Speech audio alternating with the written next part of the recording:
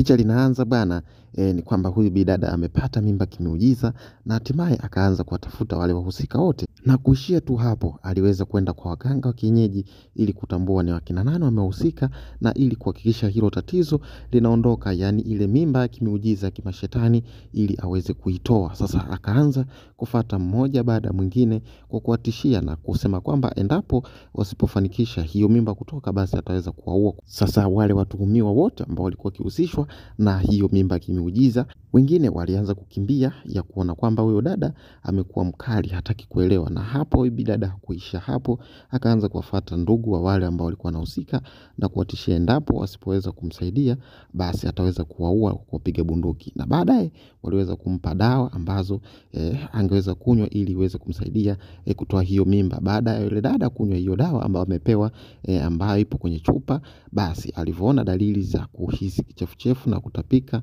basi akaona kwamba huenda mimba hiyo ingeweza kutoka, lakini kumbe haikuishia hapo. Lakini baada ya siku kadhaa, bidada huyo akaona kwamba bado anajihisi kichefuchefu, kwamba mimba hiyo bado haijatoka, bado ipo. Na ndipo alipoanza tena msako wa kuwatafuta tena wale wahusika wote ambao wanahusika na ujauzito huo wa kimashetani. Wamehusika na ili kuhakikisha hilo tatizo linaondoka, yani ile mimba kimeujiza kimashetani, ili aweze kuitoa. Sasa akaanza kufuata mmoja baada mwingine kwa kuwatishia na kusema kwamba endapo wasipofanikisha hiyo mimba kutoka, basi ataweza kuwaua. Sasa wale watuhumiwa wote ambao walikuwa wakihusishwa na hiyo mimba kimeujiza, wengine walianza kukimbia ya kuona kwamba huyo dada amekuwa mkali, hataki kuelewa. Na hapo bibi dada hakuisha hapo, akaanza